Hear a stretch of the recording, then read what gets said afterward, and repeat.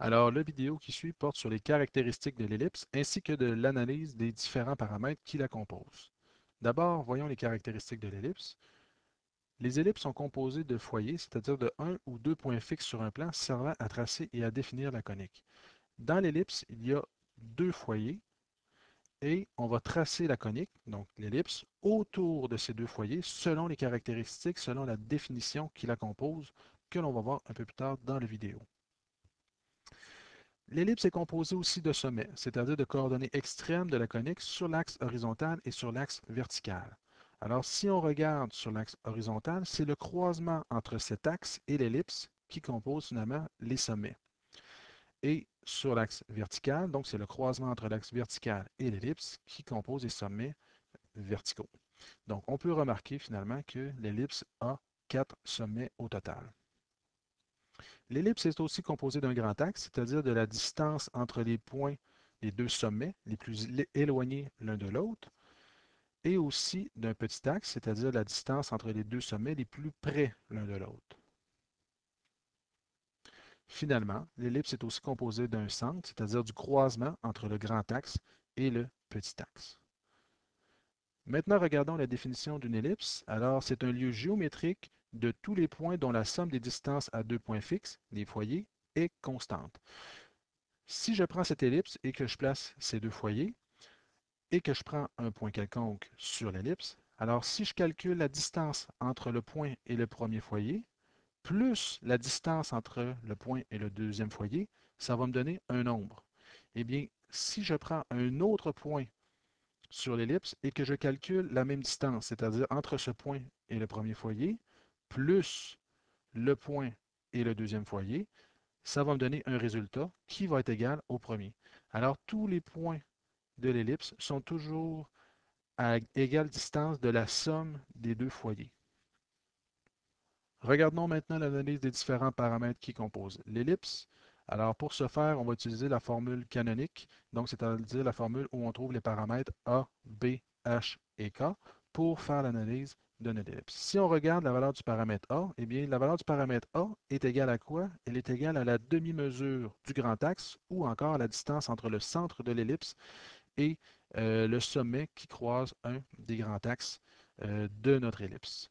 Si on regarde une brève animation pour voir qu'est-ce qui arrive lorsque je modifie la valeur du paramètre A, par exemple ici la valeur du paramètre A est égale à 2, alors qu'est-ce qui arrive lorsque je modifie le paramètre pour augmenter?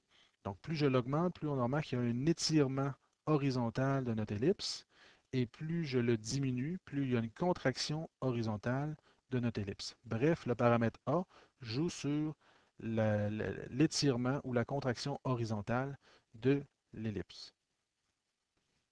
Si on regarde le paramètre B, alors comment on trouve le paramètre B?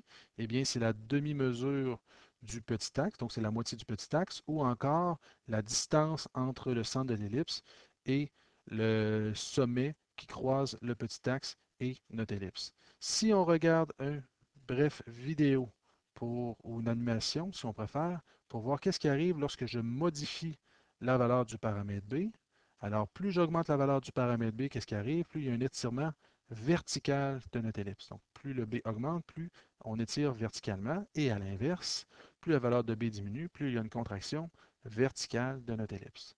Alors, la valeur de B, finalement, joue sur la contraction ou l'étirement vertical de l'ellipse. Regardons maintenant les paramètres H et K. Alors, les paramètres H et K se trouvent à partir du centre de l'ellipse. Le paramètre H représente la valeur de X, donc du centre de l'ellipse.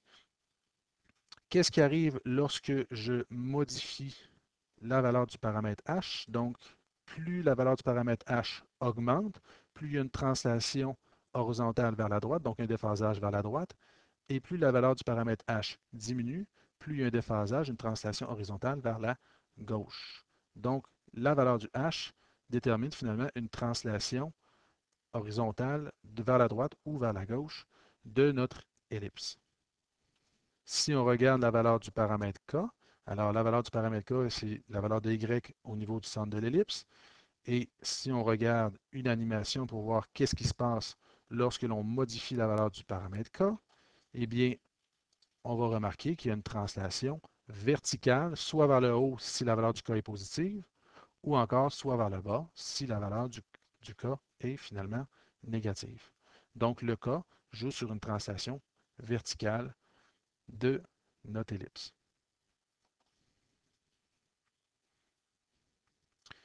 Alors, on vient de voir le tour finalement des différents paramètres, les paramètres A, B, H et K, chacun jouant un rôle défini au niveau de la modification de la forme de l'ellipse. Alors, voilà ce qui complète notre vidéo et pour en savoir un peu plus, vous pouvez consulter la bibliothèque virtuelle d'AlloProf.